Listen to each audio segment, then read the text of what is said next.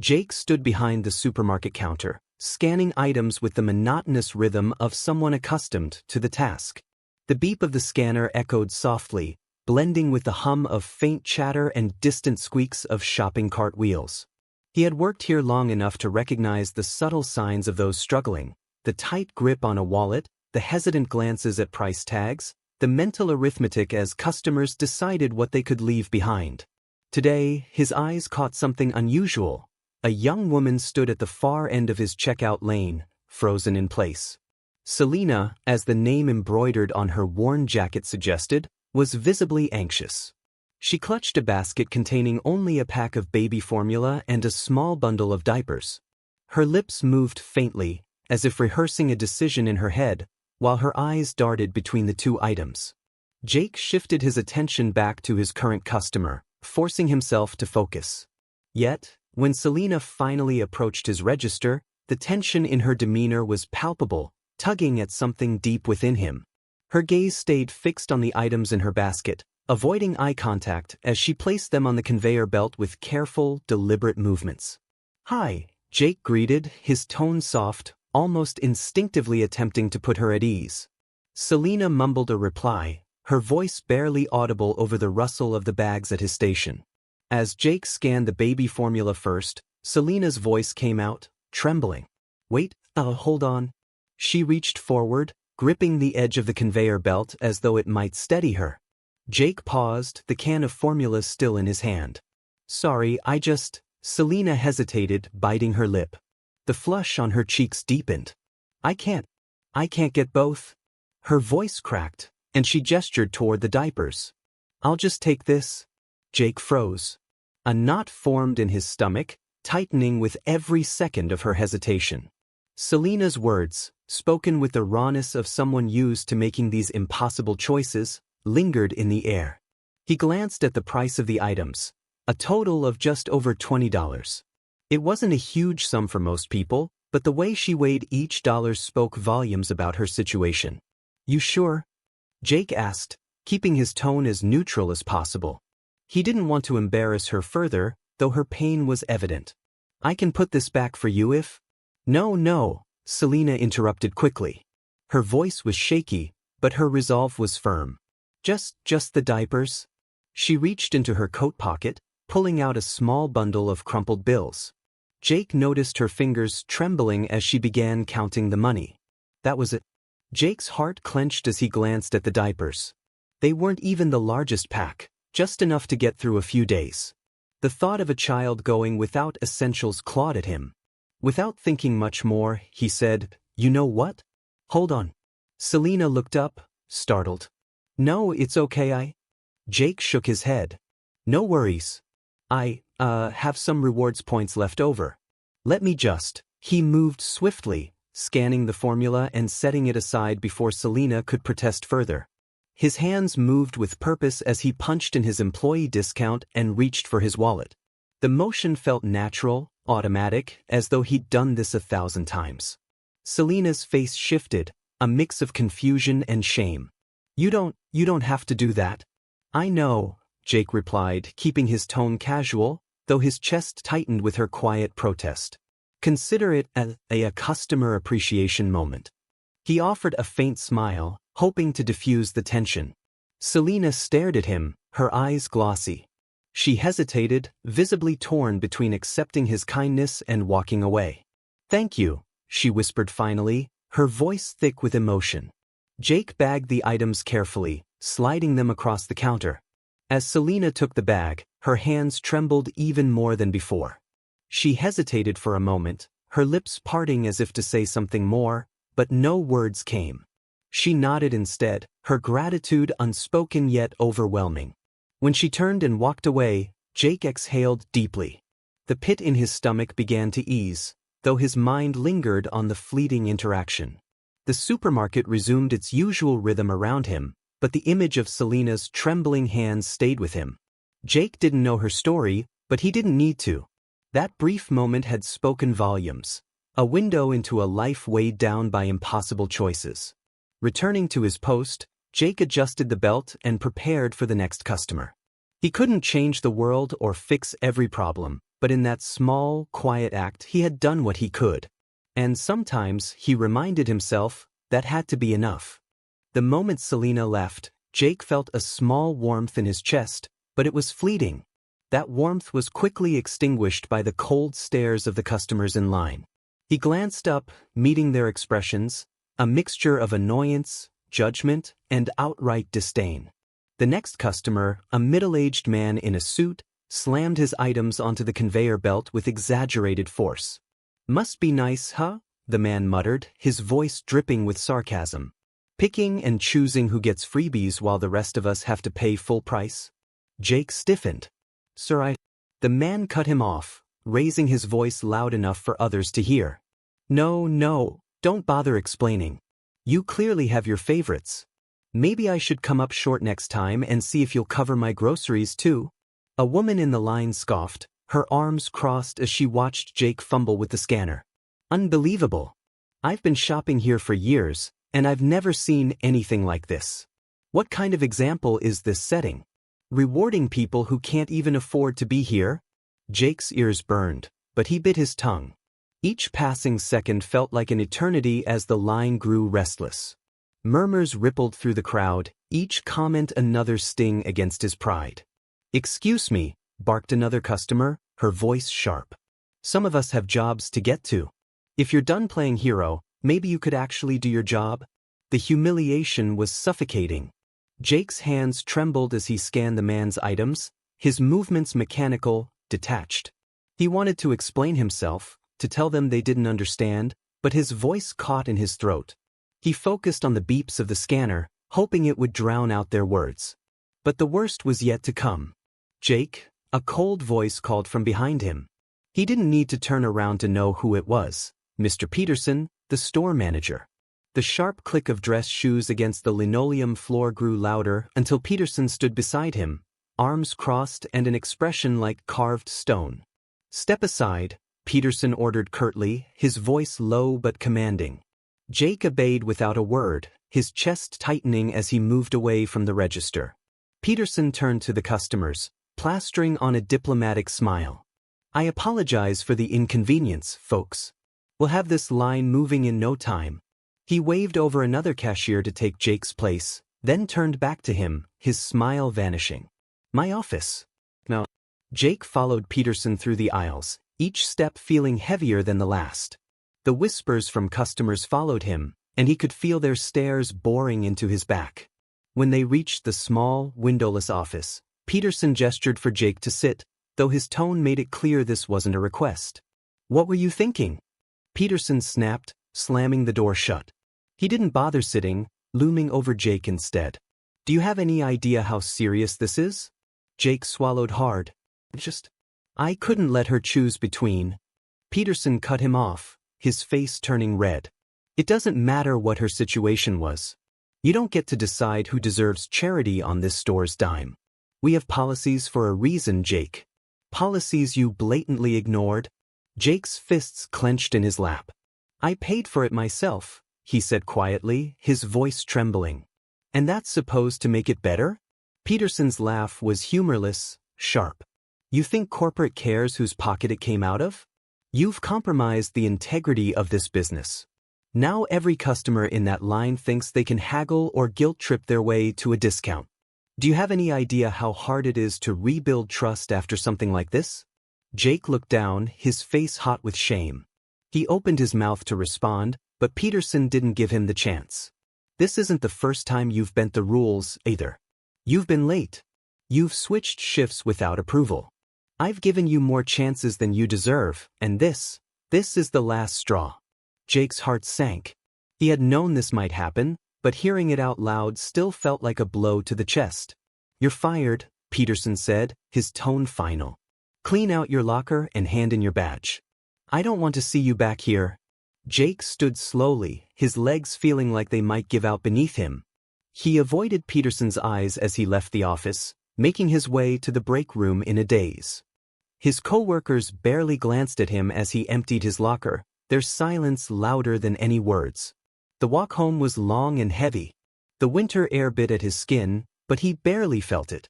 His thoughts raced, replaying every humiliating moment, every comment, every judgmental look. By the time he reached his small apartment, he was numb. Inside, he sank onto the couch, the silence of the room pressing down on him. He had lost his job, his source of stability, all because he had acted on impulse. And yet, as he stared at the ceiling, he couldn't bring himself to regret it. The image of Selina's grateful face, the relief in her eyes, was a small light in the darkness of his mind. Jake closed his eyes, letting out a shaky breath. He didn't know what tomorrow would bring, but one thing was certain. If he had to do it all over again, he wouldn't change a thing. The morning sun streamed through Jake's thin curtains, casting pale streaks of light across his modest apartment. The world outside was waking up, but Jake lay on the couch, his arm draped over his face. He hadn't slept much. His thoughts from the previous day churned endlessly, each humiliation replaying with painful clarity. The judgmental stares, the biting comments, and Peterson's cold final words circled like vultures. He sighed heavily and pushed himself upright. He glanced at his reflection in the small, cracked mirror above the sink. His hair was disheveled, and his eyes carried heavy bags. With a resigned shrug, he splashed cold water on his face. The faint hum started quietly, barely noticeable over the morning's stillness. It grew louder, resonating through the walls until Jake frowned, turning toward the sound. The hum quickly escalated into a thunderous roar. He stepped toward the window, pulling the curtain aside, and his heart jolted. A helicopter was descending into the empty lot across from his building, whipping up dust and debris in a whirlwind. "What the?" he muttered, shielding his eyes from the sunlight bouncing off the sleek, black exterior of the helicopter. As it landed, two figures emerged, their movements brisk and purposeful. Jake's heart sank. Their tailored suits and polished shoes screamed authority. Nothing good ever came from people like that showing up unannounced. A sickening thought crossed his mind. Was this about the incident at the store? Were there legal repercussions he hadn't considered? His stomach twisted at the possibility. A loud knock jolted him out of his spiraling thoughts. He froze for a moment, his breath catching in his throat. When the knock came again, more insistent this time, he forced himself to move. Opening the door, he was met with two imposing men. One was tall and lean, with sharp features and an air of authority. The other was stockier, his expression unreadable but no less intimidating. Both wore dark suits that looked expensive enough to cover Jake's rent for a year. "Jake Simmons?" the taller man asked, his voice clipped and professional. "Yeah," Jake stammered, gripping the doorframe for support. "What's this about?" "I'm Luke," the man said, extending a hand that Jake hesitated to shake. "This is Conrad. We're representatives of Mr. Grayson." Jake blinked, confused. "Grayson? I don't know any Grayson." "You may not," Luke said, his tone unwavering. "But Mr. Grayson knows you." That statement sent a chill down Jake's spine. "Look, if this is about yesterday." "Yesterday is precisely why we're here," Conrad interrupted, his voice low and measured. "May we come in?" Jake hesitated, his instincts screaming to say no, but curiosity won out. He stepped aside, allowing them into the small apartment. The contrast was almost comical. His worn-out furniture and peeling wallpaper seemed even more pitiful with these two men standing amidst it, their presence like an intrusion into another world. "Mr. Grayson has requested that we speak to you personally," Luke began, pacing slightly as he spoke. "It concerns Selina." Jake stiffened. "Selina?" "Yes. Selina Grayson," Conrad said, watching Jake closely. "The young woman you helped at the supermarket yesterday?" Jake's confusion deepened. "Wait, what does this have to do with her? She was just... I mean, she needed help, so I..." Luke held up a hand to stop him. "Selina is Mr. Grayson's daughter." The words landed like a punch. Jake stared at them, dumbfounded. "What?" he managed to choke out. She's his daughter?" "Yes," Luke confirmed. "And Mr. Grayson was informed of your actions. He is a very private individual, but he values those who display integrity, especially in a world where it's increasingly rare." Jake felt a strange mix of emotions, shock, disbelief, and a creeping sense of inadequacy. "I don't understand," he said finally. "Why are you here?" Conrad stepped forward, his expression softening slightly. Because your actions didn't go unnoticed, Jake. You put your own livelihood at risk to help someone you thought was a stranger. That's a quality Mr. Grayson respects deeply. Jake shook his head, overwhelmed. I lost my job because of that, he said bitterly. I'm not sure how much respect it really earned me. Luke smiled faintly, though it didn't quite reach his eyes. You'd be surprised. Mr. Grayson has instructed us to extend his gratitude and his support. Jake's brow furrowed. Support? What does that mean? Before either man could answer, Conrad pulled an envelope from his pocket and handed it to Jake. It was thick, the kind that screamed importance. Jake hesitated, then opened it. Inside was a check so large that Jake nearly dropped it. This can't be real, he whispered, his voice shaky. This has to be a mistake. It's no mistake, Luke assured him. Consider it Mr. Grayson's way of ensuring you can get back on your feet after what happened. He admires your character, see? Jake stared at the check, his mind racing. This amount of money could change everything. Pay off debts, secure a better apartment, maybe even fund a fresh start somewhere far from the humiliation he'd endured. But alongside the relief came a wave of unease. The memory of those judgmental stares, the cruel comments, and Peterson's scolding replayed in his mind. He felt exposed, as if the world had seen him at his lowest and was now dangling salvation in front of him as a reminder of that moment. I don't know what to say, Jake stammered. Say nothing, Conrad said firmly. Just accept it. You earned this. Jake's gaze lingered on the check before looking back at them. Tell Mr. Grayson I said thank you, he said, his voice barely above a whisper. Luke nodded. We will. With that, the two men turned to leave. Jake followed them to the door, watching as they climbed back into the helicopter. The sound of the rotors filled the air as it ascended, leaving Jake standing in the doorway, the envelope still clutched tightly in his hand. For the first time in what felt like forever, Jake allowed himself to hope. The sleek black car moved smoothly down the long, winding driveway toward Grayson's estate. Jake sat in the back, his hands gripping his knees, trying to steady himself as the enormity of his situation sank in. He had spent the morning adjusting to the idea of being noticed by a billionaire, and now he was being chauffeured to the man's mansion, a world he couldn't even begin to imagine. Every passing second only made him feel smaller, more out of place. As the car rolled to a stop, Jake stared out at the sprawling estate. The sheer size of it was overwhelming. A massive structure surrounded by manicured gardens and fountains, with staff bustling in and out as though choreographed. The building itself was more than a house. It was a testament to wealth and power, with towering columns, gleaming windows, and a sense of permanence that Jake's crumbling apartment could never provide. The driver opened his door, and Jake stepped out, feeling as though the air itself was heavier here. A butler greeted him with a polite bow, leading him through the grand entrance. The marble floors beneath Jake's worn sneakers gleamed, and the faint echo of his steps only heightened his discomfort. He caught glimpses of priceless artwork on the walls, chandeliers that sparkled like captured starlight, and hallways that seemed to stretch endlessly.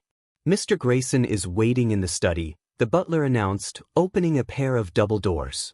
Jake entered hesitantly, his heart pounding. The study was just as grand as the rest of the estate, lined with floor-to-ceiling bookshelves and a massive oak desk that dominated the room. Behind it stood a man who exuded authority, Mr. Grayson himself. His sharp suit and silver-streaked hair only added to his commanding presence, but his eyes, piercing yet weary, softened when they landed on Jake. Mr. Simmons, Grayson greeted, stepping forward with an extended hand. Thank you for coming. Jake shook his hand, feeling the strength in Grayson's grip. I didn't think I had much of a choice, he admitted, his voice wavering slightly. Grayson chuckled, gesturing for Jake to sit. Fair enough. But I wanted to meet you personally. After all, you've done something no one else managed to do. You found Selena. Jake blinked, caught off guard. I didn't. I mean, it was just... Grayson raised a hand to stop him. You gave my daughter hope when she thought she had none. That's more than just... Let me explain. Grayson sat opposite Jake, his expression shifting to something more serious. Selena ran away several months ago. She was in a difficult relationship with someone I warned her about, Trevor. I never trusted him, and it turns out I was right.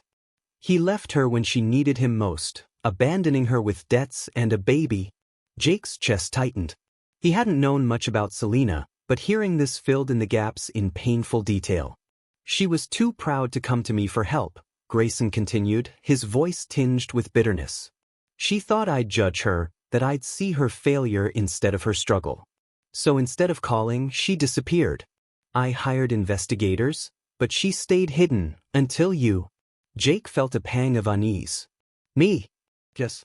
Grayson leaned forward slightly, his eyes locking onto Jake's. A photo of you helping her at the supermarket went viral. Someone snapped it, shared it online, and within hours, it was everywhere. That photo was how I recognized her. Jake's mind reeled. Viral? He hadn't even noticed anyone taking pictures, let alone expected his act of kindness to become a spectacle. The thought of strangers dissecting his life, Selena's life, made his stomach churn. Grayson stood, pacing slowly. That photo brought her to me. My people traced her from the store's location. She's here now, safe, but still recovering from what Trevor did to her. Jake's shoulders slumped under the weight of the revelation. I didn't mean for any of this to happen, he said quietly. I saw someone who needed help. And that's precisely why I wanted to meet you, Grayson said, his tone softening. Because you acted when no one else did. You didn't ask for anything in return, and that's rare. Selena needs people like you in her life, people who care. Jake shifted uncomfortably in his seat. He wasn't used to praise, especially from someone like Grayson. I'm glad she's okay, he murmured. But I don't understand why I'm here. What do you want from me? Grayson regarded him carefully. Nothing you don't want to give. But Selena insisted on meeting you. She feels she owes you an explanation. Jake hesitated, his mind racing. The idea of facing Selena again, now knowing her story, felt daunting. But before he could respond, the door opened, and Selena entered. She looked different from the desperate woman he'd seen at the supermarket. She was still thin, her face pale, but there was a spark in her eyes, a glimmer of strength that hadn't been there before. She cradled a baby in her arms, a small bundle with bright eyes that peered out curiously. Jake, Selena said softly, her voice carrying both gratitude and hesitation. Thank you. For everything. Jake stood awkwardly, his words caught in his throat.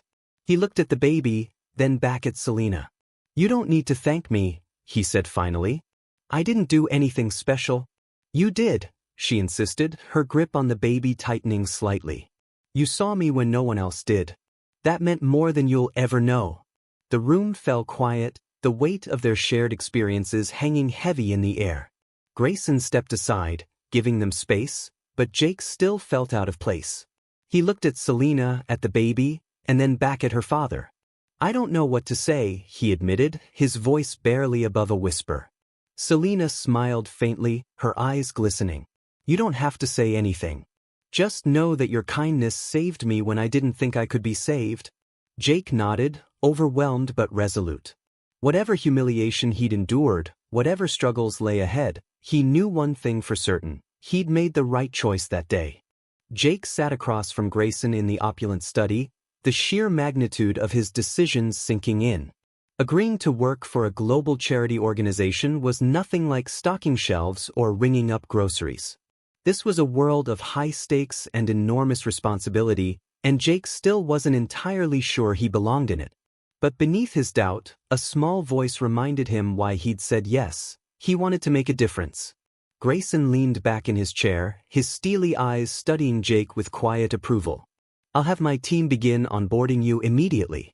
There's a lot to learn, but I have no doubt you'll adjust quickly. Jake shifted uneasily, the weight of his inexperience pressing down on him. Thank you, Mr. Grayson, he began hesitantly. But if I'm going to take this job, there's something I'd like to ask for. Grayson raised an eyebrow, intrigued. Go on. Jake hesitated, his palms sweating as he grappled with how to phrase his request. He thought of Selena, her trembling hands at the supermarket, the quiet desperation in her eyes as she chose between diapers and formula. He couldn't get that image out of his mind. There are a lot of people out there who feel trapped, Jake said slowly, his voice gaining strength as he continued.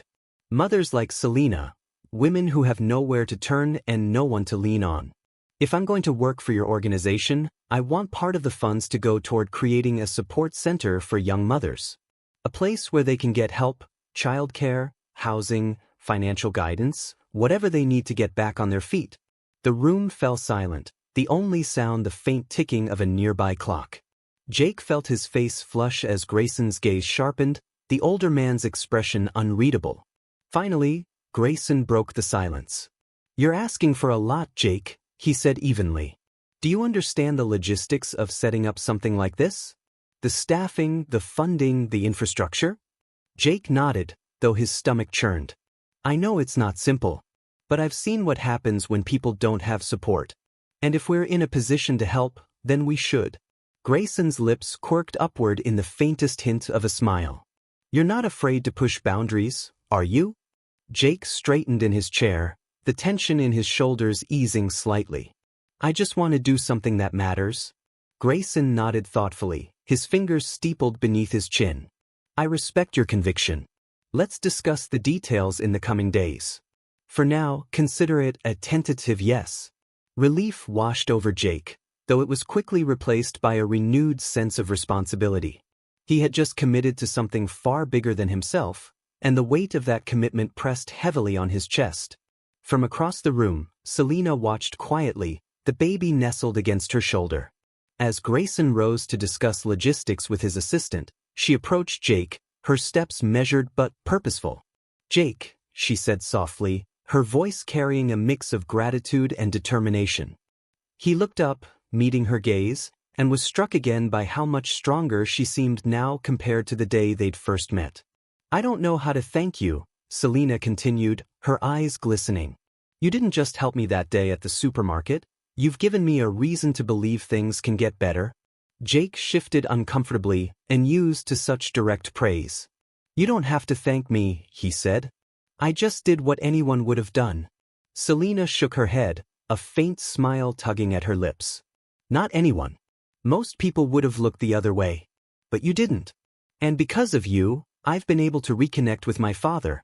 She paused, glancing toward Grayson, who was deep in conversation. I've decided to work with him at the organization. There are so many women out there who've gone through what I did, or worse. If I can help even one of them, it'll be worth it. Jake nodded, a spark of admiration flickering within him. You'll be good at it, he said earnestly. You know what it's like to be in their shoes. That kind of empathy is rare. Selena's smile widened, her gratitude evident. And you'll be good at this too, she said. You've already proven that. Don't let anyone tell you otherwise. Her words settled over Jake like a warm blanket, easing the tension that had been building since his arrival. For the first time, he felt a flicker of hope, not just for himself, but for the work they could do together. As the afternoon wore on, plans began to take shape. Grayson's team outlined the first steps for establishing the support center Jake had envisioned, while Selena offered insights from her own experiences. Jake listened intently, contributing where he could but mostly absorbing the enormity of what lay ahead. By the time he left the estate, the sun was dipping low in the sky, casting long shadows across the manicured lawns. Jake climbed into the waiting car, his mind swirling with thoughts of the future. He was scared, yes, but he was also determined. For the first time in his life, Jake felt like he was part of something bigger than himself. And no matter how daunting the road ahead seemed, he knew he would walk it with purpose.